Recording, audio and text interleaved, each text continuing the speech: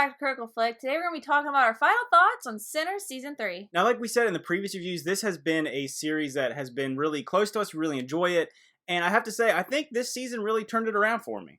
Yeah, it definitely did. There was a lot of episodes and storylines that I felt like kind of went in and out, and I don't really find some of them were pretty relevant through the whole story. Yeah, the one thing I will say is while this season has been a little more meandering than the other seasons, I feel like it's pretty slow compared to the first two seasons. Yeah. But I feel like you have gotten more of a real grounded connection between the characters. Like, I feel like we really dove into Jamie's psyche more than any other character I think we've had in the series so far. Yeah, I really liked Jamie's and Ambrose's relationship because it really even touched more on Ambrose's mind and what he's gone through, and I really like their connection on both their relationships because Ambrose has been through some stuff that we don't know fully everything about. Yeah, so in the first two seasons, you're really seeing Ambrose come in and be the hero of the series. He kind of comes in, save these people, but in this one, he has this almost parasitic relationship with Jamie. Jamie has this effect on him that brings him to the lowest common denominator as well. And you're seeing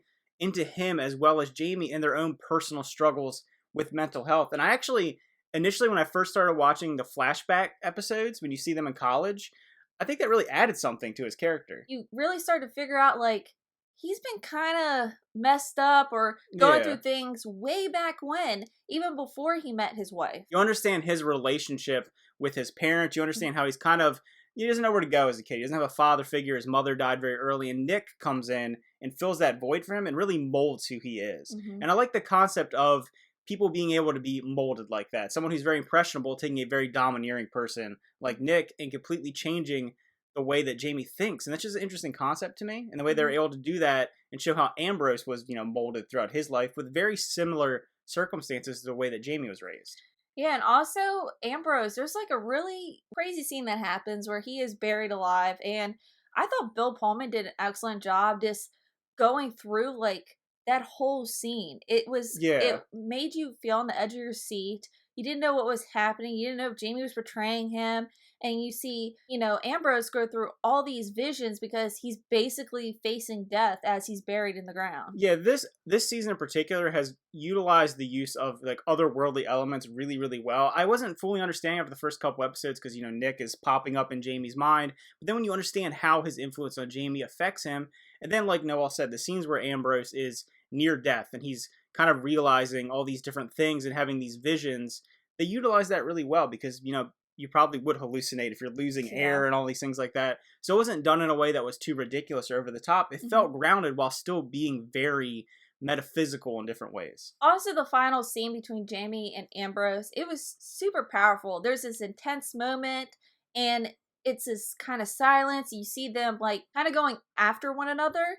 And you really start to see Ambrose really understand that Jamie's actually a scared person. Yeah, he's so tortured, and he wants to have that taste of death. He wants to have this connection to death, but when he finally is there, it's so horrifying to him. And I think that encapsulates how a lot of people feel. Maybe they feel like, they want to die or something like that. And then you finally get to that precipice, and you realize the void isn't maybe what you think it is.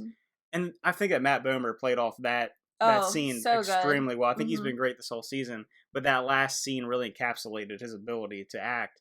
And I think overall, in general, the acting was really good this season. Yeah, I also loved another moment. It was between Leela and Jamie. Jamie comes and visits Leela, his wife, and there was a glass in between them. And I thought that scene with no talking, no speaking, there was light music playing in the background. I thought that was really powerful too, because she basically knows that's the last time she's gonna see him. Yeah, this season really utilized the idea of human connection and human nature and how these things can be warped and twisted, and they did it in a way that wasn't too ridiculous or over the top. I feel like the first two seasons really hang their hat on being kind of crazy, zany, twisting back and forth.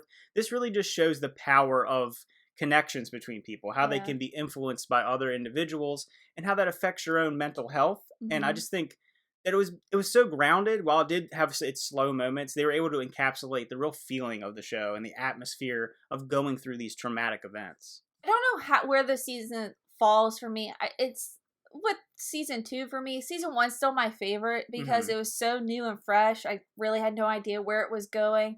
I love Matt Bomer in this season, though. Him and Bill Pullman, they played really well off one another. And Bill Pullman, he's an Yeah, He's he's the going man. for it. Yeah.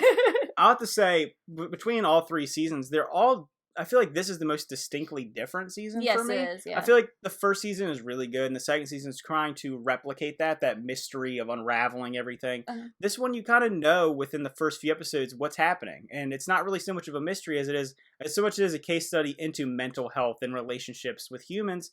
And I really liked it as a standalone thing. Maybe as like the Sinner, I mm, didn't love maybe because I like that mystery aspect of the mhm, show. mhm. But as just a general show, I really did enjoy the season. So let us know your thoughts down below. What you thought of season 3, The Sinner. Let us know how it ranks amongst the other 2 seasons. And what is this your overall thoughts of Yeah, the whole who was season? like your favorite character? I feel like when I was watching it, a lot of these characters have moments to shine, Mhm, whether it be Leela in a smaller role, or obviously Ambrose or Jamie in a bigger role, or even Nick as a mhm, mysterious like omnipresence mhm. on the show. Who was your favorite? Who were you most drawn to and most intrigued by? Because I feel like there's a lot to dive into each individual one. Again, remember to like and subscribe. We always appreciate your support, and we'll see you next time. Bye. Bye.